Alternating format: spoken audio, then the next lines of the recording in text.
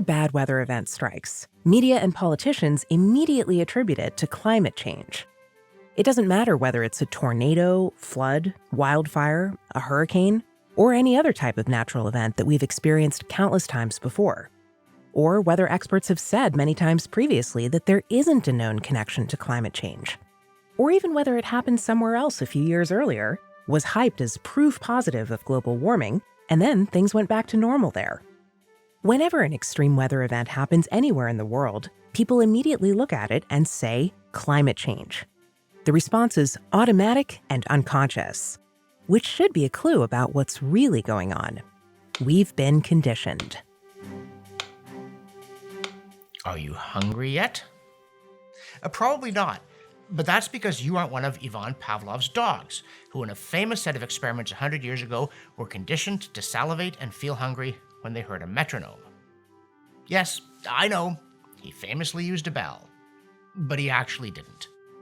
He used harmoniums, electric shocks, and yes, a metronome.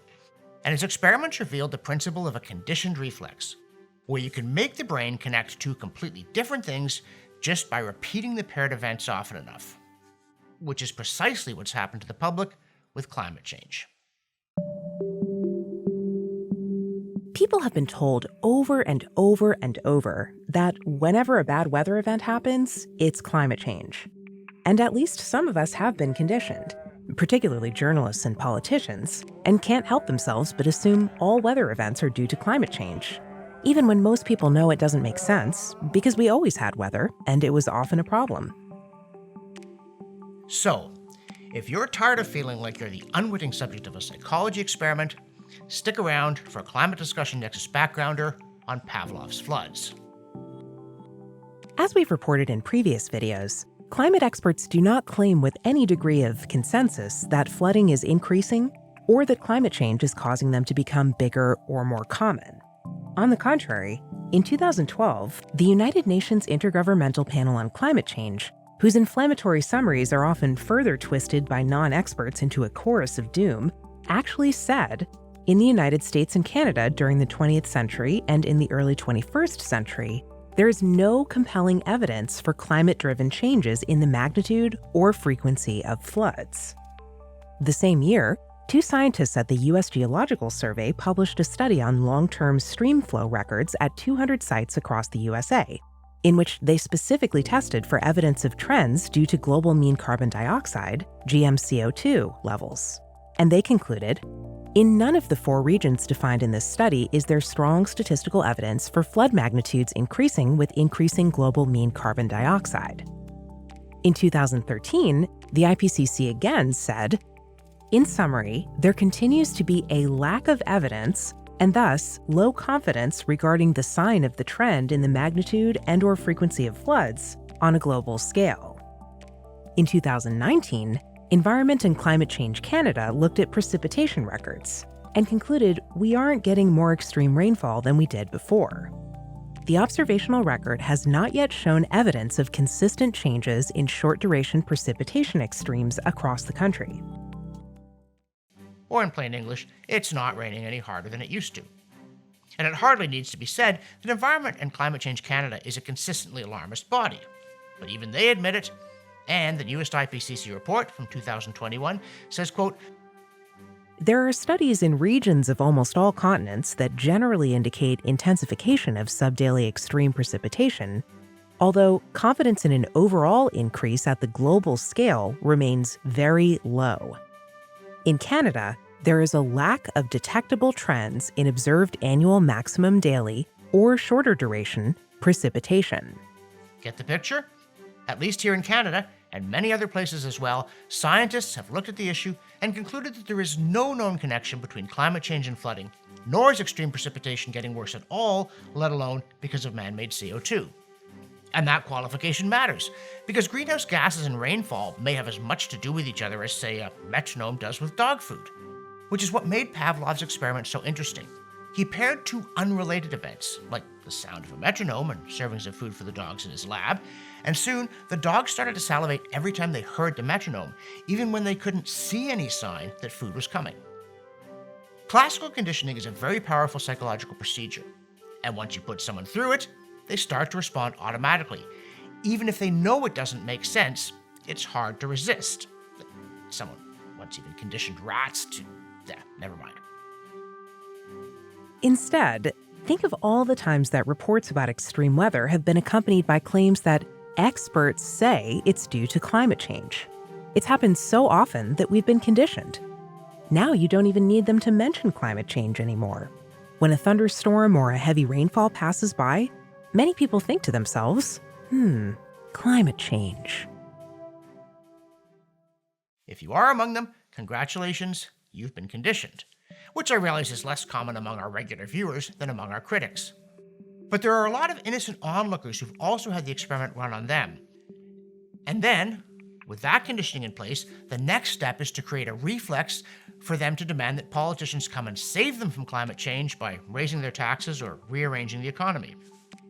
So, let's try to deprogram ourselves by looking back at how bad weather was talked about before the climate change metronome started that relentless ticking. We're going to go way back here, at least in the way that terms like ever are used by climate breakdown proponents. We're going all the way back to 1986. Like most years in Canada, 1986 had a string of weather disasters. That year, Quebec lost nearly 200,000 hectares to forest fires, more than 5 times its annual average. On May 14th, a surprise snowstorm paralyzed the province of Alberta. On July 19th, the North Saskatchewan River rose 10 meters and flooded the city of Edmonton. On November 9th, the city of Winnipeg got pummeled by a massive blizzard that dumped over a foot of snow in 11 hours. And on September 10th, heavy rains swept across Michigan, crossed Lake Huron, and hit southwestern Ontario, dumping 6 inches of rain in just over 24 hours. Towns along the Saugeen River, which flows northwest through the region and drains into Lake Huron, experienced major flooding. Newspaper reports at the time recorded the reactions of the people in the towns hit by the flooding. People were amazed at the amount of water that came down. They were relieved the damage wasn't worse than it was, and they expressed specific concerns that the stormwater system wasn't quite up to the challenge. In Hanover, for instance, one resident specifically called on the municipality to look at a bottleneck along 12th Avenue where 3 drainage lines collected through a single 29-inch opening. Now there's an informed citizen. And informed about something real, I might add. Because what's remarkable and refreshing in all this coverage is what's missing. No one mentioned climate change. No one would even have thought about it because the flooding took place long before the modern warming scare. No one had yet undergone the Pavlovian conditioning that would train them robotically to blame it on global warming or climate change or climate breakdown. And because their brains weren't gummed up with conditioned responses, people could think sensibly about what had happened and what to do about it. They didn't make ridiculous suggestions like demanding people stop driving cars or heating their homes. And they didn't ask the government to fix the weather by raising their taxes on energy or on everything. They asked the government to fix the sewers. Back then, people recognized that floods are rare but recurring natural events, and that the best way to deal with that reality is to make sure there are enough places for the water to go that it doesn't wash away the town. Life before Pavlovian conditioning scrambled our brains. It's not too late to break the conditioning. The first step is to realize that it's happened. Conditioning isn't persuasion. No one gave you evidence proving that bad weather events are all caused by climate change, any more than Pavlov convinced his dogs that metronomes filled their supper dishes. In fact, the people who study it have been expressing doubts about the connection for years. But because journalists and politicians have ticked and talked about climate change every time extreme weather happens, people have come to assume the two must be linked. As a matter of fact, journalists and politicians ended up conditioning themselves as much as the rest of us, or possibly a lot more so. They certainly seem unable to help themselves now. Point them to a thunderstorm or even a gust of wind, and they go glassy-eyed and say, "Must be climate change." And then they start to salivate at the clicks or the taxes they think they're about to get.